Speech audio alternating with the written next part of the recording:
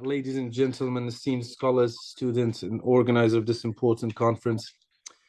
It's a great honor to stand before you today at Harvard University, a global center for learning in the pursuit of truth, to speak about the tragedy, unfortunately, and the future of my homeland, Afghanistan. Allow me, at the outset of this, sincerely thank Harvard University and the organizer of this conference for dedicating your time and attention to Afghanistan and this particular time. Thank you very much. In our interconnected world that we are at today, no crisis is isolated.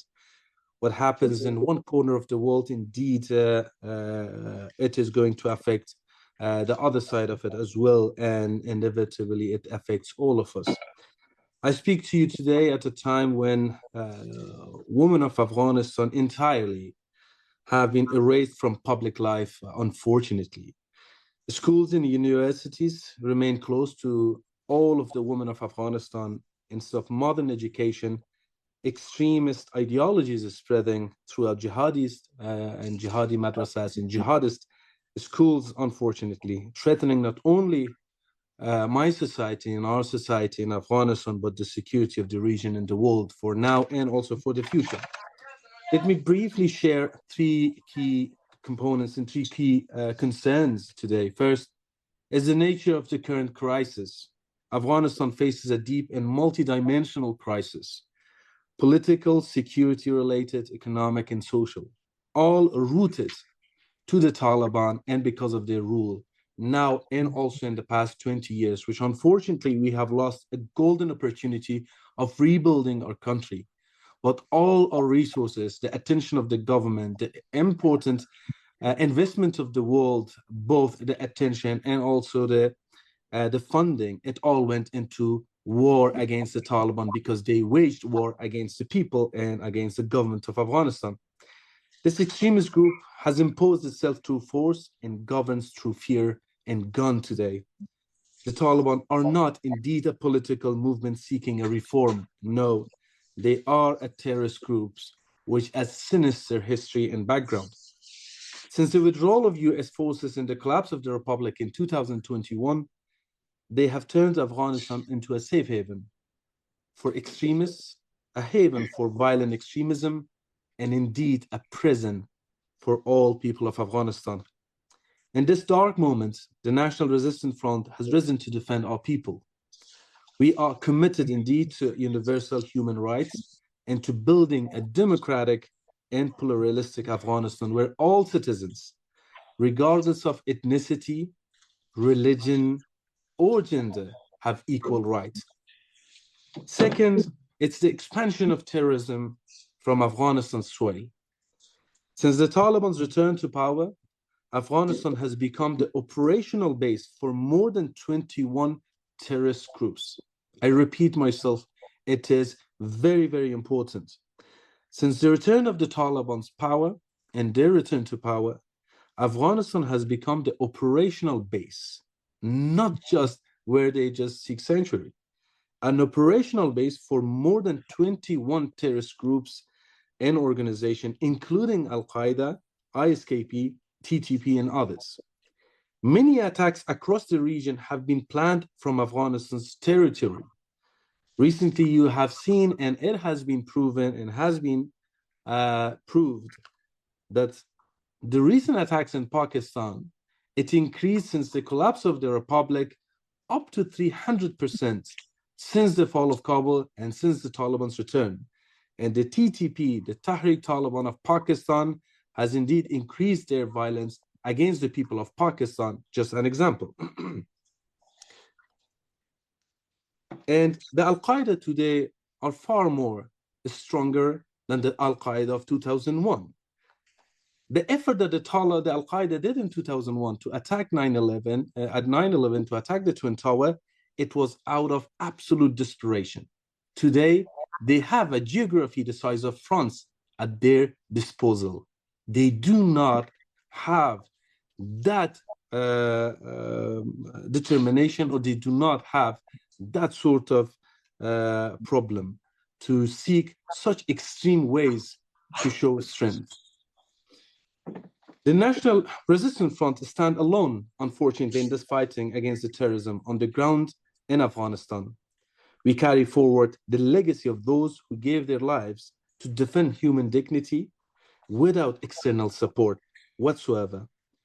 We continue this resistance because we believe it is our duty to our people and to global security.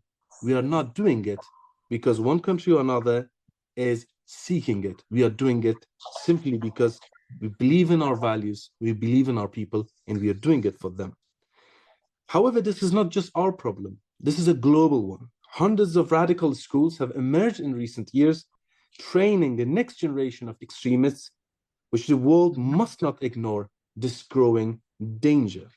Third, it is the danger of appeasement.